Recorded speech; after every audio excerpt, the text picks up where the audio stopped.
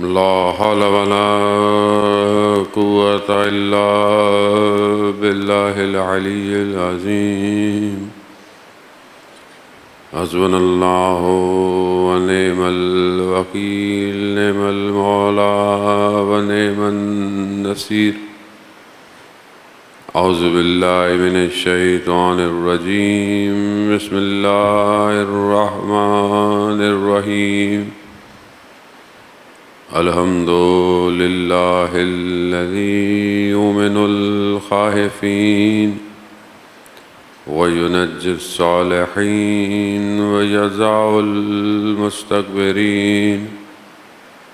ويهلك ملوكا ويستخلف آخرين.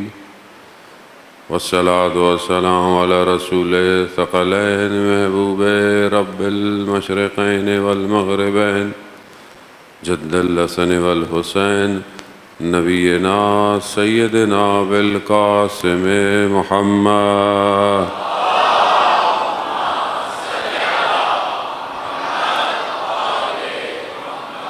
وعلى آله الطيبين الطاهرين المعصومين، لا سيما بقية الله في الأرضين. روحي وأرواحنا لتراب مقدم الفداء ولعنة الله على أعدائهم أجمعين.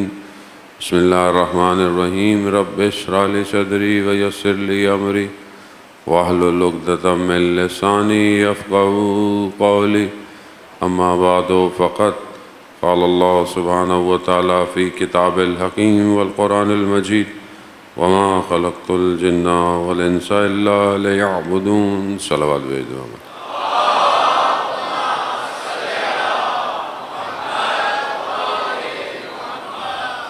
عزیزان سید الشہداء، ماہ محرم الحرام کی 5ویں اور 6ٹھی کی شب، امام حسین علیہ السلام کا یہ کارواں تیزی سے اپنے منزل اور مقصد کی طرف بڑھ رہا ہے. جیسے کہ آپ کی خدمت میں عرض یہی کیا کہ امام تک پہنچنے کے لیے امت کی ضرورت ہوتی ہے، اور امت جب تک اطاعت نہ کرے تو امت نہیں بن پاتی.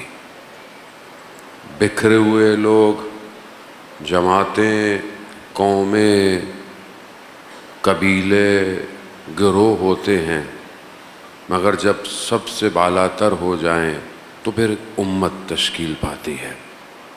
اسلام امت کی دعوت دیتا ہے، وحدت کی دعوت دیتا ہے، چاہے آپ کسی بھی رنگ اور نسل سے ہوں، چاہے آپ کوئی بھی زبان بولتے ہوں. اسلام ہے ہی امنیت کا مذہب، امن دیتا ہے، سلامتی دیتا ہے. اور یہی کارواں ہے. مشکل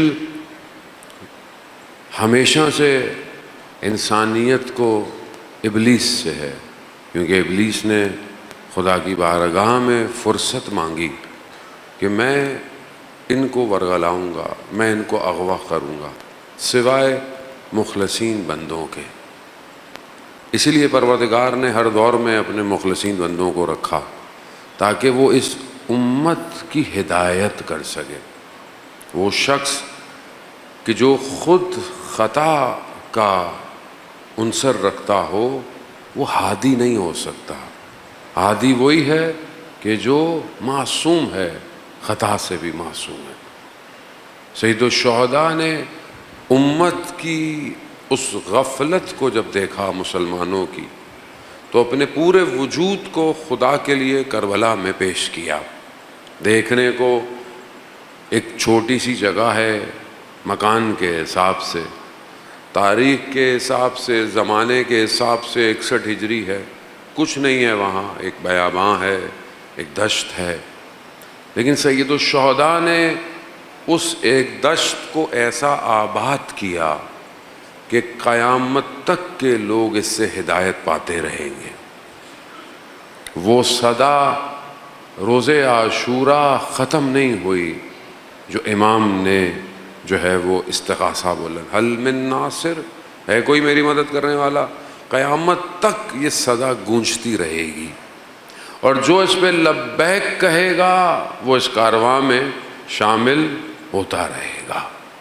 لیکن یقیناً اس کاروان میں شامل ہونا اتنا آسان نہیں ہے، ورنہ ہر زمانے میں بہت لوگ، لیکن یہ جو دور ہے ہمارا، یہ خوش قسمت ہے کہ ہم خوش قسمت ہیں۔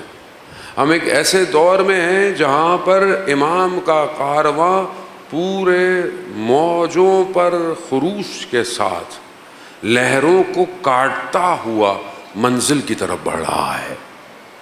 یہ دور تشیع کی سر افرازی کا دور ہے، یہ دور ولایت کے پرچم کو بلند کرنے کا دور ہے۔ وہ ہم سے پہلے کتنے زمانے گزر گئے، کتنے، ہر بندے نے کوشش کی، ہر بندے نے اپنی سٹرگل کی، ہر بندے نے اپنا حصہ ڈالا، تبھی تو ہم یہاں پہنچے ہیں۔ اگر آج ہمارے آباء و اجداد نے محنت نہیں کی ہوتی تو آج ہم اس عزاداری کو نہ پاتے۔ ہر بندے نے قربانی دی، ہر شخص نے قربانی دی۔ کئی ملکوں میں جانا ہوتا ہے، وہاں لوگ کہتے ہیں مولانا صاحب یہاں پہ کوئی امام بارگاہ نہیں تھی، مسجد نہیں تھی، ہم گھر میں پروگرام کرتے تھے، ہم یوں کرتے تھے، کرتے کرتے کرتے کرتے آج کارواں بلند ہو گیا ہے۔ آج دنیا میں ہر جگہ حسین ہو رہا ہے، امام خود کارواں کو چلا رہے ہیں، اور صاحب کارواں غیبت کے پردے میں انتظار کر رہا ہے۔ ایسا نہیں ہے کہ وہ ایسا انتظار کر رہا ہے، نہیں، یہ جتنی موومنٹ ہو رہی ہے، یہ جتنی تیزی سے کام آگے بڑھ رہا ہے، امام خود اس کو لیڈ کر رہے ہیں۔ ہمیں نظر نہیں آتا، میں اپنی بات کر رہا ہوں، آپ مجھ سے بہتر ہیں۔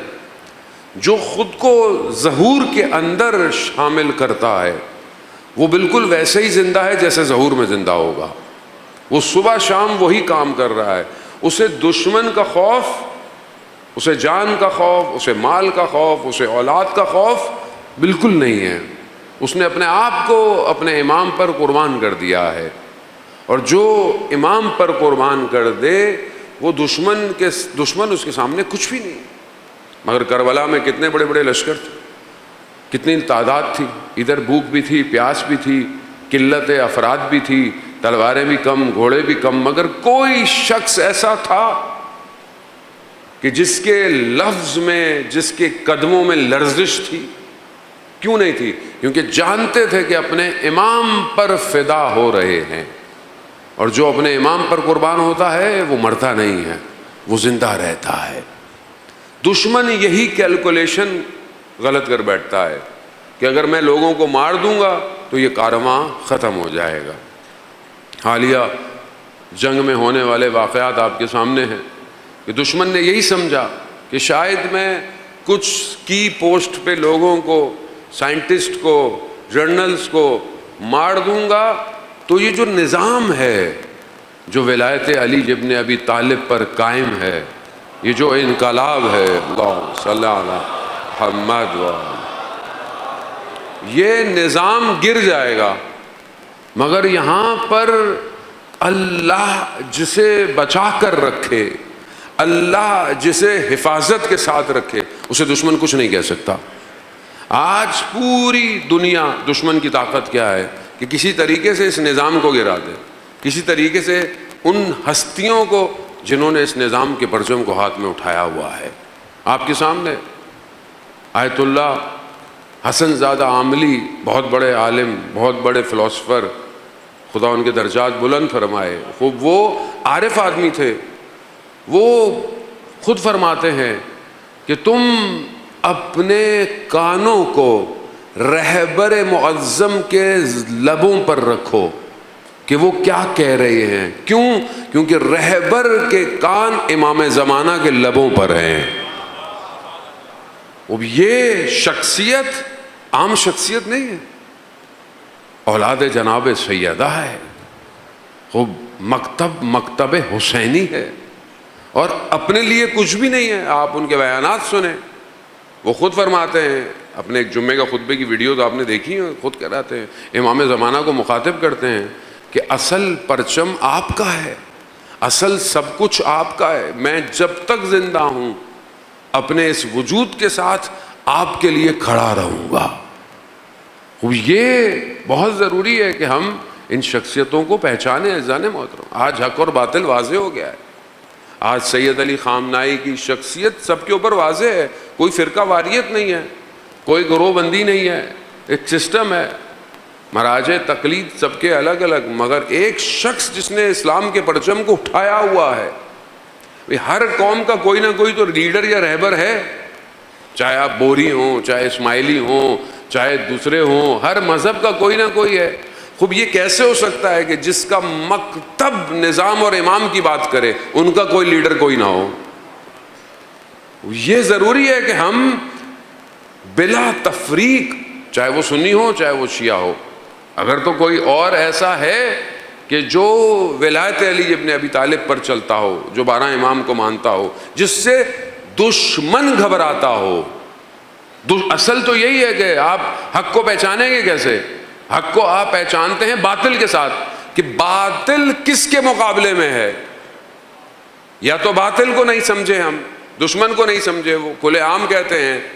اسی لیے آپ دیکھیں کہ تمام مراجع کرام نے فتاوے دے دیے ہیں کہ جو آیت اللہ خامنائی حفظ اللہ کی شخصیت پر یا کچھ پر خرچ کرے جو ہے وہ اسلام کا دشمن ہے۔ حزب فقط حزب الہی، رہبر فقط خامن، حزب فقط حزب الہی،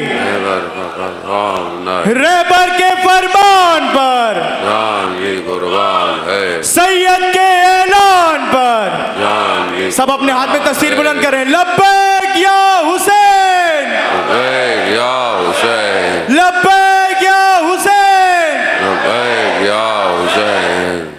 اذان محترم، خوب یہ آج آپ اس جگہ پر کھڑے ہیں کہ جہاں پر حق اور باطل واضح ہو گیا ہے۔ آپ تھوڑا سا پیچھے چلے جائیں، مبہم ہے، انسان کدھر جائے، کس کو دیکھے۔ اگر آج بھی حق اور باطل واضح نہیں ہو رہا تو پھر ہم خود پیچھے رہ جائیں گے۔ کارواں امام حسین کا نہیں رکے گا، وہ جا رہا ہے اور وہ جاتا رہے گا۔ حق کو پہچاننا آسان نہیں ہے۔ کیوں اتنے سارے لوگ اصحاب رسول خدا تھے مدینہ کے اندر؟ جناب عمار بزرگ ہیں، بابصیرت ہیں، رسول خدا حضرت محمد مصطفیٰ صلی اللہ علیہ وسلم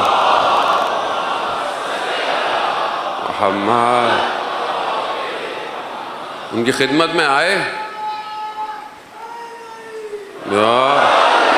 ان کی خدمت میں آئے اور کہا یا رسول اللہ میں آپ کے بعد فتنے دیکھ رہا ہوں، سازشیں، فتنہ، میں کہاں جاؤں، کس طرف حق کو پاؤں گا؟ تو جب یہ گفتگو کر رہے تھے تو مولا متقیان چلتے ہوئے نظر آئے۔ تو رسول خدا صلی اللہ علیہ وسلم نے فرمایا عمار، پوری دنیا کے لوگ ایک وادی میں ہوں اور علی ایک وادی میں ہو تو حق علی کی طرف ہے۔ اب یہ کیوں ہے؟ فارمولہ یہی ہے۔ فارمولہ کیا ہے؟ فارمولہ دے دیا رسول خدا نے، حق علی کے ساتھ ہے اور علی حق کے ساتھ ہے۔ آج آپ دیکھ رہے ہیں امام علی کدھر؟ کون امام علی کو مانتا ہے؟ دنیا کے سارے لیڈر، دنیا کے سارے رہبر، دنیا کے سارے حکمراں کس کی اطاعت کرتے ہیں؟ اور اطاعت ایسی نہیں لفظوں والی نہیں، ہاں اطاعت جو کردار سے نظر آئے، کردار سے نظر آئے، ہیبت نظر آئے، وہ جلالت نظر آئے، وہ کہاں ہے؟ واضح۔ اور دشمن نے پوری سازش یہی کرتا ہے کہ ہمیشہ مسلمانوں کو توڑے، ٹکڑے کرے۔ اذان محترم، ہمیں مشترکات یعنی کامن چیزوں پہ اکٹھا ہونا پڑے گا۔ ظلم ہو رہا ہے، ظلم ہو رہا ہے پوری دنیا میں، ظلم کے مقابلے میں اکٹھا ہونا پڑے گا۔ وہ مشترکات ہے، ظلم ہے۔ فلسطین، غزہ، اس ٹائم سچویشن آپ کے سامنے ہے پوری دنیا پر۔ مشترکات اللہ، رسول، قرآن اور ولایت کو ہر کوئی جتنا بھی اپنے درجے کے حساب سے مانتا ہے مانے۔ آپ بعض اوقات زبردستی تو کسی کو نہیں کروا سکتے، لیکن بہرحال ہر کوئی مانتا تو ہے جتنے درجے پہ مانتا ہے۔ سب سے چیز جو کامن ہے، جو ہماری گفتگو کا محور بھی ہے، وہ کون ہے؟ امام زمان عجل اللہ تعالی فرجہ شریف صلی اللہ علیہ۔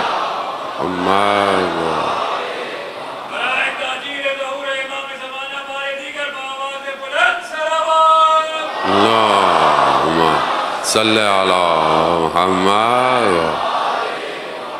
خوب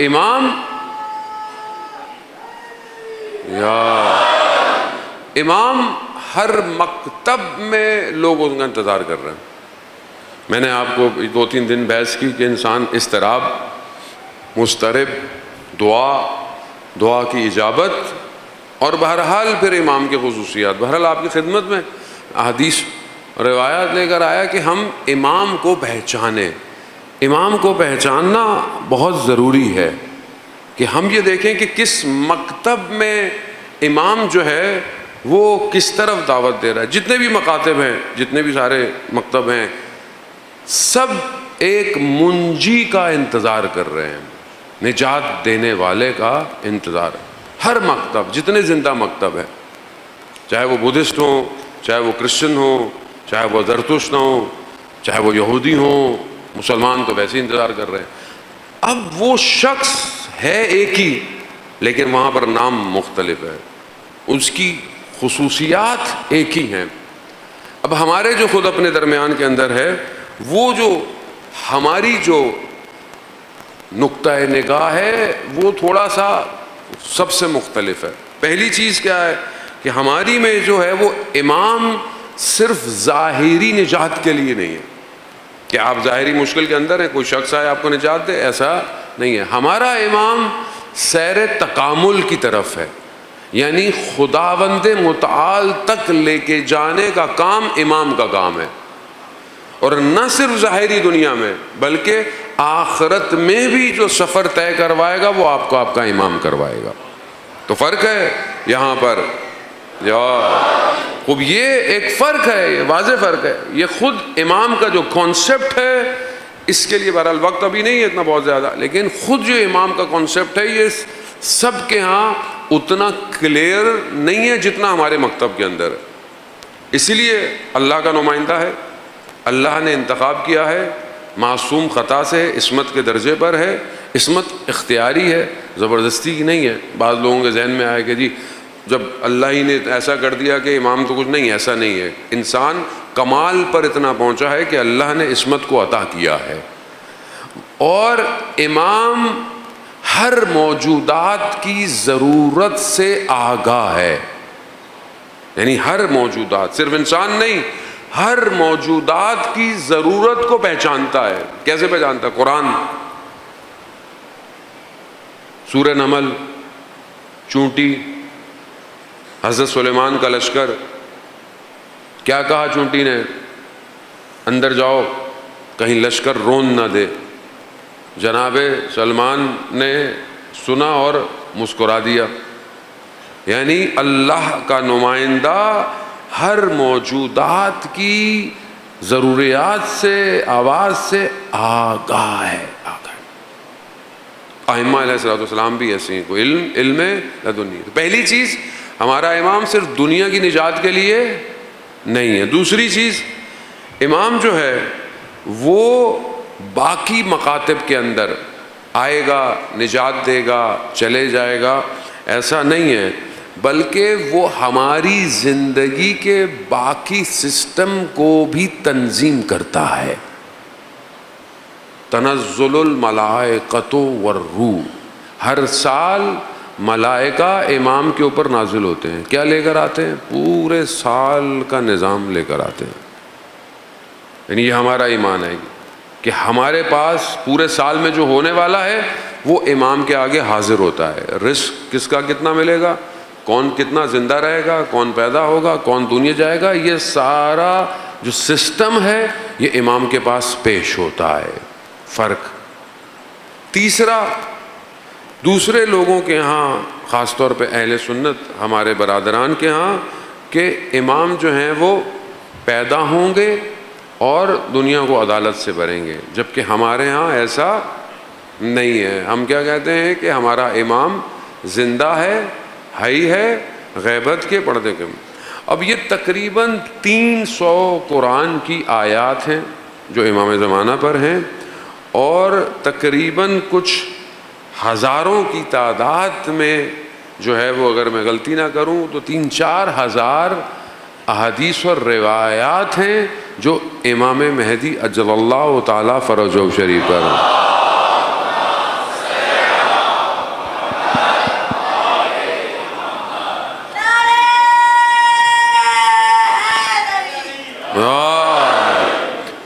تک اللہ اکبر یا 70 اہل سنت کے علماء ہیں 70 جو اس بات پہ معتقد ہیں کہ امام پیدا ہو چکے ہیں، اور یہ منتخب الاثر جو کتاب ہے اس کے اندر ان سب کا تذکرہ موجود ہے۔ تو بالکل ایسا نہیں ہے کہ ہر کوئی اس بات کو نہیں مانتا۔ دوسرا، ہمارے پاس جو دلیل و احادیث اور روایات ہیں کہ امام حیات ہے اور امام کا جسم موجود ہے۔ پہلی حدیث امام جعفر صادق علیہ الصلوۃ والسلام سے،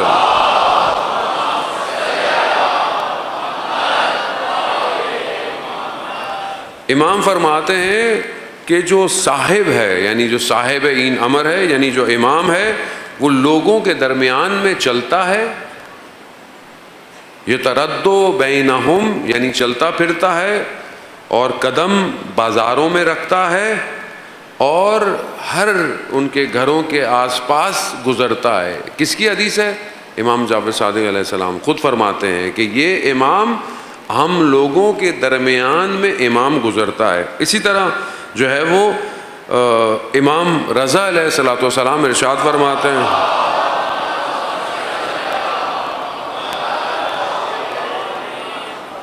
امام رضا فرماتے ہیں کہ ہر سال امام زمانہ حج پر موجود ہوتا ہے، یعنی بغیر امام کے حج ممکن نہیں ہے، حجت خدا ہے۔ اب یہ ساری ظاہر ہے جب آپ امام کو مانتے ہیں تو آپ ساری طرح مولا متقیان سے بہت ساری احادیث ہیں جو ہمیں اس بات کے اوپر گواہی دیتی ہیں، اور یہاں تک کہ مولا متقیان فرماتے ہیں کہ حجت زمین پر قدم بڑھاتی ہے، لوگوں کے گھروں میں داخل ہوتے ہیں، شرق اور غرب ہر جگہ امام کے قدم چلتے ہیں، موجود رہتے ہیں، لوگوں کے الفاظوں کو، کلام کو سنتے ہیں، لوگوں کے سلام کا جواب بھی دیتے ہیں، لوگوں کو دیکھتے ہیں مگر لوگ ان کو نہیں دیکھ سکتے۔ اور جب حدیث و روایات ایسی بھی ہیں کہ جہاں پر انسان امام کو دیکھتا ہے مگر امام کو پہچانتا نہیں ہے۔ اور ذہن محترم خوب، کیونکہ زمانہ ایسا آ گیا ہے کہ اب ہمارے لیے بہت ضروری ہے کہ ہم ان چیزوں کو اپنے اعتقاد کے ساتھ عمل میں لے کر آئیں۔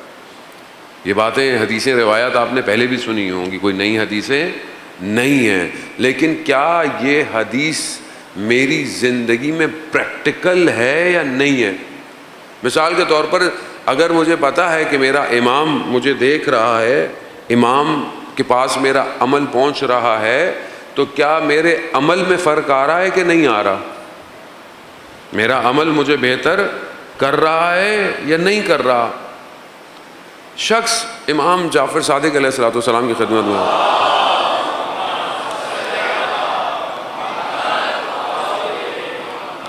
امام کی خدمت میں آیا، امام کی خدمت میں امام سے پوچھا کہ مولا آپ کی زندگی کس چیز پر استوار ہے، کس پر قائم ہے؟ امام نے فرماتے ہیں کہ 4 پلر ہیں، یعنی 4 اصول ہیں جس پر میری زندگی قائم ہے۔ پہلی کہ میرا ہر عمل خدا دیکھ رہا ہے، تو میں اپنے عمل کے اندر حیا رکھتا ہوں۔ اب یہ اصول ہے زندگی کا، یعنی خدا میرا ہر عمل دیکھ رہا ہے، ہر چیز سیف ہو رہی ہے۔ کتنی اور حدیث و روایات ہیں کہ دائیں والا بھی لکھ رہا ہے، بائیں والا بھی لکھ رہا ہے۔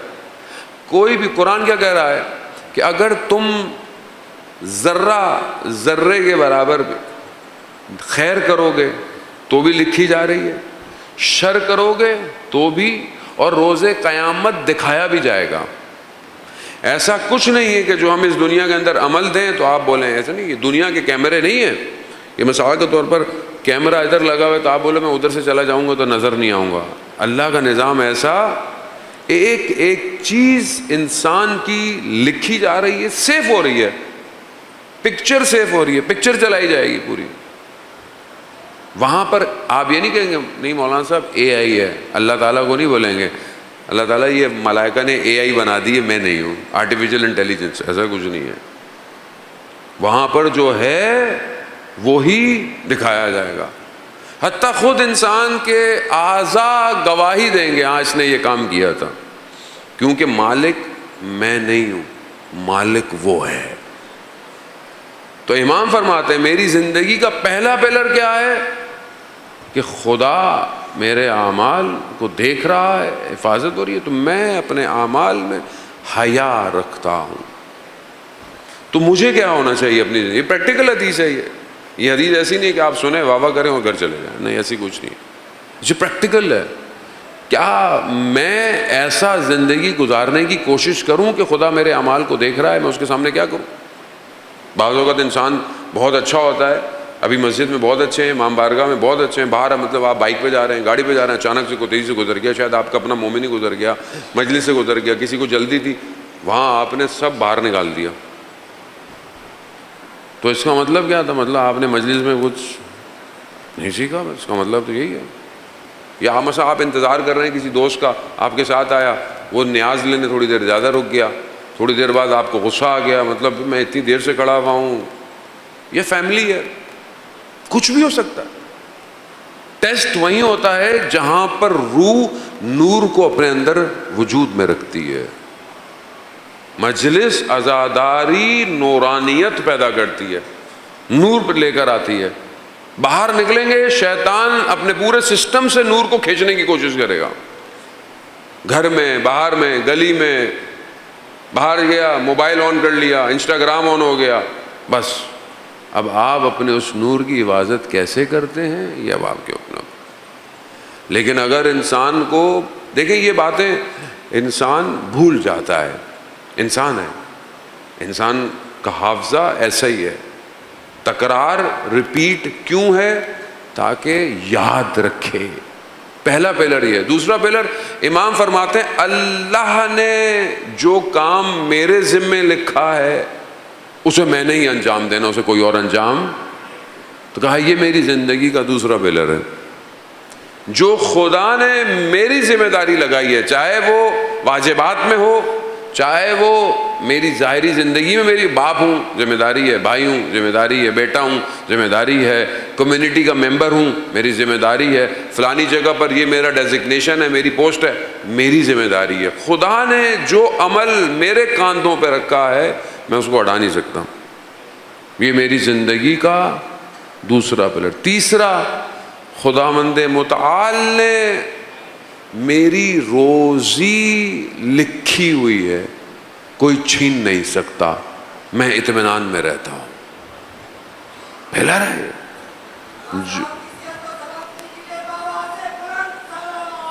اللہ صلی اللہ محمد. رزق ہے نا، انسان کو روزی روٹی کی تو پریشانی ہے، کیسے کھاؤں گا، کل کیسے کھاؤں گا، ابھی کیسے کھاؤں گا. اچھی بات ہے انسان کوشش کرے، محنت کرے، سب کرے، لیکن جب اللہ نے رزق کا وعدہ کیا ہے تو پریشان. امام فرما رہے ہیں، جانب ہوتا ہے امام کیا فرما رہے ہیں کہ اللہ نے میرا رزق لکھا ہوا ہے، اسے کوئی اور چھین نہیں سکتا، یہ کسی اور کو ملنے والا نہیں ہے. میں اطمینان میں ہوں، مطمئن ہوں. کوشش اپنی کرنی ہے. آپ انہیں آپ کل کو جا کے گھر جا کے بیٹھ جائیں، بولو بھائی ابھی روزی روٹی لکھی ہے، کوئی نہیں، ایسا نہیں ہے. محنت کرنی ہے، محنت ہمیشہ سے کرنی ہے. میں پہلے بھی حدیث آپ کی خدمت میں شاید پیش کی. اسی طرح کوئی شخص کارواں حج سے واپس آیا اور چھٹے یا پانچویں امام کی خدمت میں پہنچا کہ ظاہر ہے لوگ جلدی آتے تھے، دیر سے آتے تھے امام سے. تو امام نے پوچھا کیسا رہا؟ کہا بہت اچھا رہا. راستے میں ہمارے ساتھ ایک شخص تھا، ہر وقت عبادت کرتا رہتا تھا، نماز پڑھتا رہتا تھا. تو امام نے پوچھا تو اس کے کام کون کرتا تھا؟ کہا مولا ہم تھے نا خدمت کرنے کے لیے. تو کہا اس کے جانوروں کو پانی کون پلاتا تھا؟ کہا ہم کرتے تھے. تو امام نے کہا تم اس سے بہتر ہو. ایسا نہیں ہے کہ آپ اپنی زندگی میں کوشش نہیں کریں، کوشش کرنی ہے. رزق خدا کی طرف سے ہے لیکن اس کی تلاش انسان کے اوپر واجب ہے، لیکن اطمینان کے ساتھ. کوئی کسی کا رزق چھین نہیں سکتا. یہ ہمیں پریشانی ہوتی ہے کہ ہم کسی کو اپنا کنیکشن دے دیں گے, ہم اپنے رابطے لوگوں کو بتا دیں گے. ہوتا ہے نا, ہم لوگوں کو پریشانی ہوتی ہے کہ اس کو پتہ چل گیا تو میرا کام کٹ جائے گا, اور ہم تو ویسے ہی مشہور ہیں کھینچنے میں, لوگوں کو نیچے لانے میں. جانے محترم خوب, یہ ہماری اپنی ذہنیت ہے. خدا نے جو نوالا لکھا ہے وہ ملنا ہے. اور وہ کتنی اچھی ایک مشہور شاعر تھے, مجھے وہ شعر یاد نہیں رہتے مجھے, اس کا مفہوم یہی تھا کہ پرندے انسان سے بہتر ہیں, کہ آج جو جمع کرتے ہیں آج ہی کے لیے کرتے ہیں, کل کا نہیں کرتے, کیونکہ ان کو پتہ ہے کہ کل وہی دینے والا ہے, وہ کل بھی دے دے گا. اور انسان جو ہے وہ آج کے بجائے کل کے لیے جمع کر رہا ہے, جبکہ اس کو یہ نہیں پتا کہ کل زندہ بھی رہے گا یا نہیں رہے گا. آپ کے سامنے ٹیسٹ ابھی جنگ ونگ ہوئی, حالات ہوئے, آپ کو پتا ہے انسان جنگ میں کیا ہوتا ہے, حالات کیسے ہوتے ہیں. جب ہو تو آدمی کو لگتا ہے نا یار میں نے یہ بنایا, میں نے وہ بنایا, میں نے یہ بنایا, ابھی تو سب ختم ہو جائے گا. غزہ میں جو لوگ رہ رہے ہوں گے ان کے بھی تو خواب تھے نا, ہر کسی کے خواب تھے. تو انسان ساری زندگی محنت کرے, اپنے آپ کو ختم کر کر کچھ بنائے, اور ایک میزائل آئے اور سب ختم ہو جائے. وہ شاید ہم اس بات کو محسوس نہیں کر سکتے کیونکہ ہم اس حالت میں نہیں ہیں. لیکن اگر آپ کو کوئی آ کر یہ کہہ دے کہ آپ اتنی محنت کری آپ نے, اور مثلا آپ نے گھر بنایا, پلاٹ بنایا, اچھی بات ہے, بنانا چاہیے, لیکن آپ کا پورا وجود اس میں لگا ہوا, اور آپ کو آخری ٹائم پر, جیسے شداد نے 300 سال میں جنت بنائی, 300 سال, سب سے بہترین سرزمین کا انتخاب کیا, سب کچھ جمع کیا اللہ کے نبی کے مقابلے میں, کہ جب انہوں نے کہا نا کہ صحیح ہو جاؤ, ہدایت کر لو, خدا بہشت, اس نے کہا بہشت کیسی, کہا بہشت ایسی ہوگی, درخت ہوں گے, ایسے ایسے محل ہوں گے. اس نے بولا یہ تو میں خود بنا لوں گا. 300 سال میں بہشت بنائی, اپنی بہشت. دروازے پہ آیا, جو اس کی جنت تھی اس کے دروازے پہ آیا, دیکھا سامنے ایک جوان کھڑا ہوا ہے. کہا میں نے تمہیں پہلے کبھی نہیں دیکھا, تم کون ہو؟ کہا میں ملک الموت ہوں. وہاں اس کو یقین آ گیا. کہا مجھے اتنا تو وقت دو کہ میں اندر جا سکوں. کہا نہیں. احادیث و روایات کیا کہتی ہیں, ایک پاؤں زین میں تھا, ایک پاؤں ہوا میں تھا, روح قبض کر لے. کوئی انسان کس چیز پہ اتنا تکبر کر رہا ہے, کس چیز کے لیے اتنے اپنے آپ کو سختیوں میں ڈال رہا ہے, کس چیز کے لیے؟ جب لکھا ہے, جتنا لکھا ہے وہی ملے گا. بہت فرق ہے اہل بیت کے ماننے والے میں اور اہل بیت کو نہ ماننے والے میں. لقمہ سب کے نصیب کا ہے, لیکن اگر آپ نے اسی لقمے کی خواہش ڈال لی نا اندر, برباد ہو جائیں گے. علماء یہی بیان کرتے, ایک لقمہ حرام بھی نہیں ہو, حلال ہو, لیکن خواہشات کے ساتھ ہو, آرزوؤں کو لمبا کر دیتا ہے. یہ جو آج ہمارے ذہنوں میں آرزویں ہوتی ہیں, کاش یہ ہو جائے, کاش ایسا ہو جائے, یہ جو کاش کاش ہے نا, یہ ان آرزوؤں کے لقمے کی وجہ سے. یہ جو دسترخوان پہ بیٹھتے ہیں نا آپ, 4 کھانے بڑے ہوتے ہیں, ابھی ایک کھا رہے ہوتے ہیں, 3 پہ نگاہیں ہوتی ہیں. کیا ہے, نہیں کھائیں گے تو کیا ہوگا؟ قوم دسترخوان سے پہچانی جاتی ہے, پہچانی جاتی. انسان پتہ چلتا ہے کہ وہ شکم کے لیے کتنا بھاگ رہا ہے اور آخرت کے لیے کتنا بھاگ رہا ہے. وہ ایک عالم دین جو بہت بڑے عالم دین بنے, طالب علم تھے, بہت مشہور واقعہ ہے.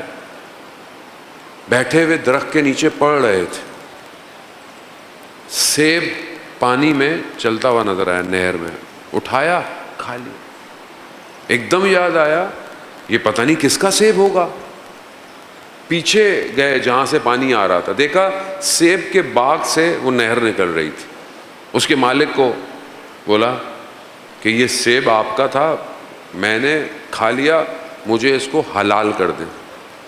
اب آپ سوچیں ایک سیب تھا, ہم تو پوری پھلوں کی ریڑھی اڑا کے لے جائیں, پوچھنی نہیں کسی نے. بولا آ گئی, اللہ نے دی تھی بھائی, اڑا. ہمارا تو ایسی ہے، نیچے کچھ مل جائے اللہ نے دیا تو مولانا صاحب، بھائی اللہ نے دیا کسی اور کا مال ہے. فقہ میں آپ کو پتا ہے سکہ بھی پڑا ہوا مل جائے نا سال تک مال مجہول ہے، وہ ہاتھ نہیں اٹھانا. ایسا وہ جو شخص صاحب باغ تھا اس نے دیکھا یہ ایسا کون سا شخص ہے جو ایک سیب کے لیے آیا ہے اتنی دور. اس نے کہا میں ایک شرط پہ معاف کروں گا. کہا کیا؟ کہا میری بیٹی سے شادی کرو. کہا کر لوں گا.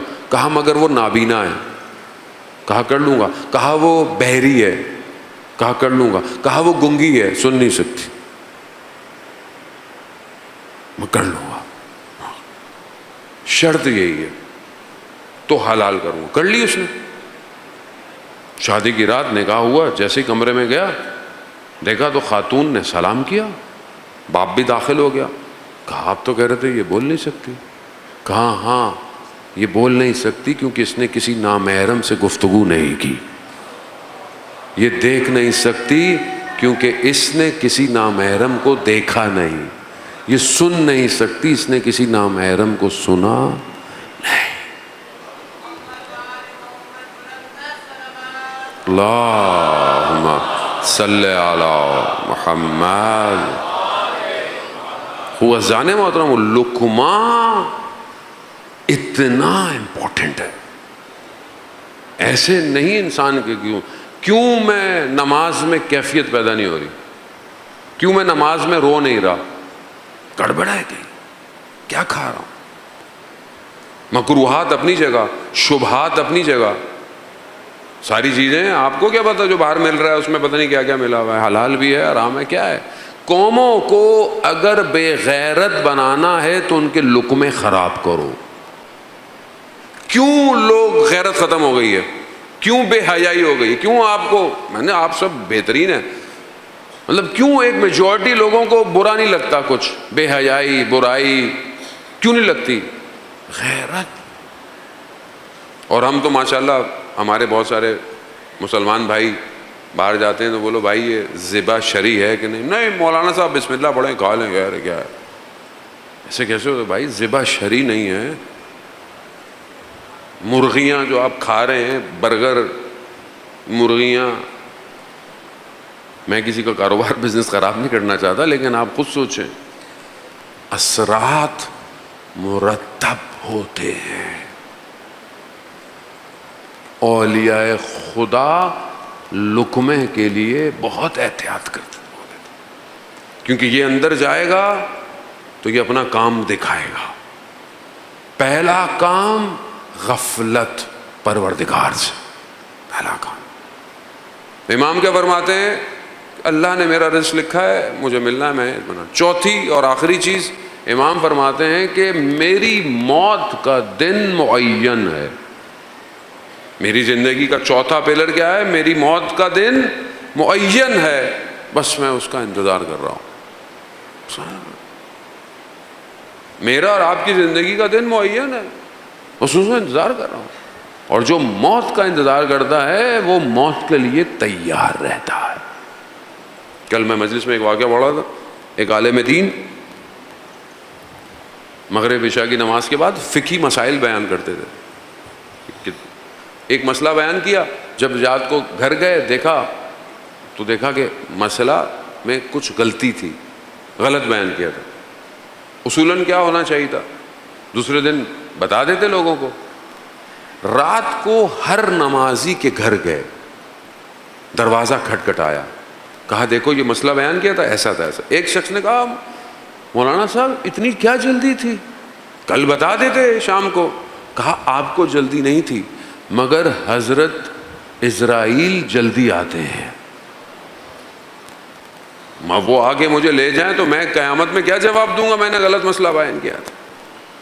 ہم اتنی زندگی میں کیئرفل ہیں، حق کھا لیا، کسی کو تکلیف دے دی، کسی کے ساتھ زیادتی کر لی، فوراً حل کریں، وقت نہیں ہے.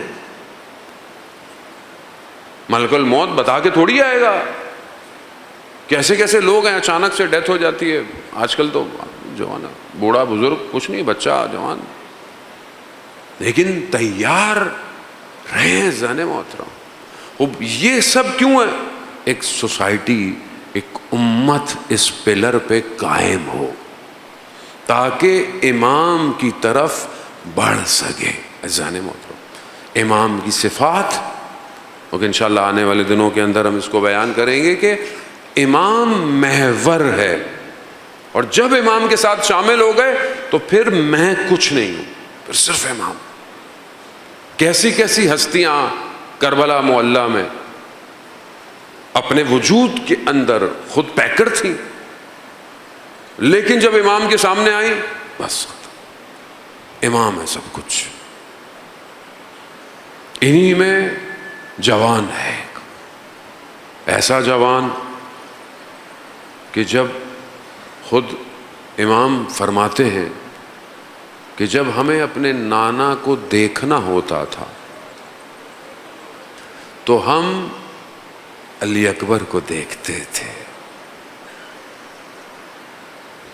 اور جب ہم اپنے نانا کی آواز سننا چاہتے تھے تو ہم علی اکبر کی آواز سنتے۔ کیوں؟ اپنے خلق میں شبیہ پیغمبر ہے، ایسا جوان، اور وہ کہ جسے سید الشہداء نے تہجد کی نمازوں میں مانگا ہو۔ وہ کیسا جوان ہوگا کہ جسے امام تہجد کی نمازوں میں مانگ رہے ہیں، اور نہ صرف امام حسین بلکہ ہر اہل حرم کے لیے اطمینان کا باعث جناب علی اکبر تھے۔ جب اس پورے راستے میں کاروان میں امام حسین چاہتے تھے کہ اہل حرم کو کوئی بات سمجھائیں، جناب علی اکبر کو بھیجتے تھے، سب علی اکبر کی بات سنتے تھے۔ عجیب شخصیت ہے، ایسا جوان ہے، اور اس جوان نے ایسی اذان دی ہے کہ آج تک علی اکبر کی اذان گونج رہی ہے۔ بغیر اذان علی اکبر کے عاشورہ ابتدا نہیں ہوتے۔ آپ کے سامنے ہر جگہ اذان علی اکبر عاشورہ کی ابتدا کرتی۔ ایسا جوان ہے عزیزان محترم۔ ہمارے جوان قربان ہوں حضرت علی اکبر پر۔ باپ اور بیٹا ساتھ ساتھ چل رہے ہیں گھوڑے پر۔ ایک مقام آیا، امام حسین کی آنکھ لگی، تھوڑی دیر آنکھ کھلی، امام نے فرمایا انا للہ و انا الیہ راجعون۔ 2 دفعہ انا للہ و انا، 3 دفعہ امام جناب علی اکبر ساتھ ساتھ ہیں۔ بابا خیریت؟ کلمہ استرجاع آپ کی زبان پہ کیوں جاری ہوا؟ کہا بیٹا میں نے خواب میں دیکھا ہے کہ منادی ندا دے رہا ہے کہ اس کاروان کے پیچھے موت ہے۔ اب اگر کوئی اور ہوتا، اصولی طور پر تو کوئی یہ کہے کہ موت ہے تو کیا سوال ہوگا، تو ہم اس موت سے بچیں گے کیسے؟ موت سے بچنے کا راستہ کیا ہے؟ نہیں۔ کمال دیکھیں آپ شخصیت کا۔ بابا کیا ہم حق پر نہیں ہیں؟ کہا نہیں بیٹا حق پر ہے۔ تو بابا کیا فرق پڑتا ہے موت ہم پر آ پڑے یا ہم موت پر جا پڑے؟ یہ عزیزان محترم جوان چاہیے۔ اگر آج کا جوان جناب علی اکبر کو رول ماڈل نہیں بنا رہا تو پھر اس کی غلطی ہے۔ 8 سال ایران عراق کی جنگ ہے، جوان 16 سال کا تہران کے چھوٹے علاقے کا ہے، ہر دنیا کے غلط کام میں۔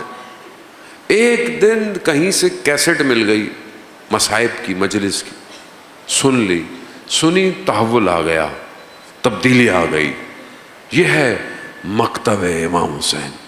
اتنا تبدیل ہوا, جنگ پہ چلا گیا, جنگ پہ چلا گیا, لوٹتا رہا. ایک دن اپنے کمانڈر سے کہا میں نے ساری زندگی امام رضا کا حرم نہیں دیکھا, مجھے ڈر ہے کہ کہیں میں چلا جاؤں اور میں نے امام کا حرم نہ دیکھا ہو, مجھے چھٹی دے دے, میں ہو کیا. راستہ دور تھا, 48 گھنٹے کی چھٹی لی, حرم گیا, 2 گھنٹے زیارت کی, حرم میں گریہ کیا, سب کچھ کیا. واپسی میں سو رہا تھا بس میں, دیکھا امام تشریف لائے خواب میں. امام نے کہا حمید اسی طرح اگر چلتے رہے نا تو ہم خود تمہیں لینے آ جائیں گے. جوان چاہیے, آج امام زمانہ کو جوان چاہیے. جان محترم, علی اکبر پر رونے والوں, وقت کا امام علی اکبر کے راستے پر چلنے والا جوان مانگ رہا ہے کہ اس طرح چلتے رہو ہم خود تمہیں لینے آئیں گے. وقت گزر گیا, اس نے اپنی جگہ پر جہاں یہ رہتا تھا پادگان میں جو چھاونی تھی, اس نے قبر کھودی ہوئی تھی. قبر, آدھی رات کو اٹھتا تھا, قبر میں عبادت کرتا تھا, راز و نیاز کرتا تھا, گریے کرتا تھا. کہا یا امام رضا جو وعدہ کیا ہے انتظار کر رہا ہوں, لینے آئیے گا. یہی ہوا, وقت آیا, کہیں آپریشن تھا, سب لوگ کہا میں جاؤں گا میں. اس نے کچھ نہیں کہا. کمانڈر نے کہا تم نہیں کہو گے؟ کہا مجھے لینے والے خود آئیں گے. کہا چلو. جاتے ہوئے سب کو خداحافظ کہا, کسی کو سمجھ میں نہیں آیا. جب شہید ہو گیا تو وصیت نامہ کھولا تو اس پہ وقت اور جگہ لکھی ہوئی تھی کہ میں کہاں شہید ہوں گا. جوان ہے. موت ہم پر آ پڑے یا ہم موت پر جا پڑے, عزاداران موت, یہ جوان ہے. روز عاشور رخصت طلب کیا جناب علی اکبر نے, خیموں میں گئے, اہل حرم میں گریہ ہوا. راوی بیان کرتا ہے کہ خیمے کا پردہ ہٹا, جناب علی اکبر باہر نکلنا چاہتے ہیں, کوئی روک دیتا ہے, پردہ ہٹتا ہے پھر گر جاتا ہے, ہٹتا. کہا میں نے دیکھا ایک چھوٹی سی بچی اپنے بھائی کو پکڑے کھڑی ہوئے. علی اکبر, علی اکبر.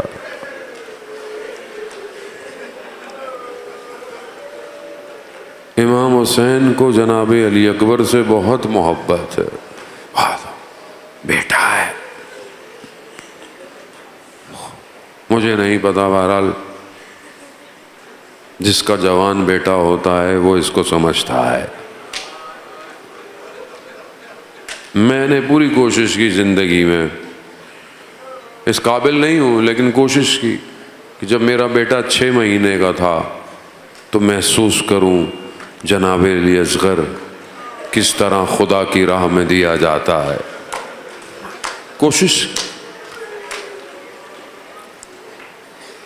آج میرا بیٹا 18 سال کا ہے. کوشش, تیاری کہ کیا خدا کی راہ میں جوان بیٹا دے سکتا ہوں. خیال آتا ہے کبھی کبھی کہ کچھ اس کو ہو گیا تو میرے پاس ہے کیا. امام حسین نے جناب علی اکبر کو تیار کیا, سواری چلنا شروع ہوئی.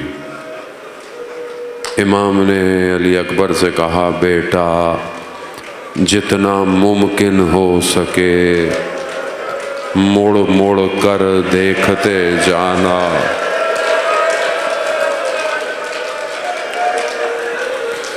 بیٹا جتنا ممکن ہو سکے. مولا بیٹا ہے. کہا علی اکبر مڑ مڑ کر دیکھتے جانا. علی اکبر. جناب سکینہ سے روایت بیان ہوتی ہے کہ جب بھائی علی اکبر چلے گئے نا, امام حسین خاک پر بیٹھ گئے, اجڑ گیا. کیا جناب علی اکبر حضرت عباس کے شاگرد ہیں، علی ابن ابی طالب کے پوتے ہیں. جنگ لڑی، واصل جہنم کیا، لڑتے لڑتے جنگ میں واپس آئے، بابا کی خدمت میں پہنچے. امام نے پوچھا علی اکبر کیا ہوا؟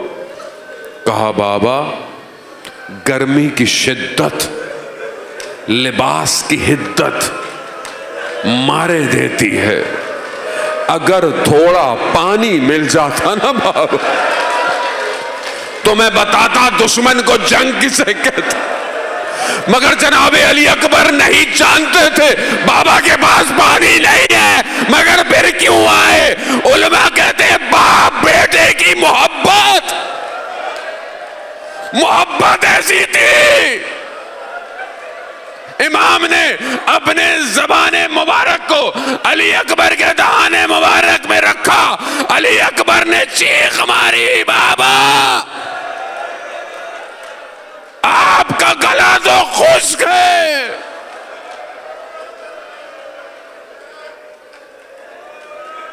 جاؤ علی اکبر جاؤ، علی اکبر دیر نہ ہو جائے. جاؤ. نہیں جانتے کس طرح امام نے علی اکبر کو بھیجا.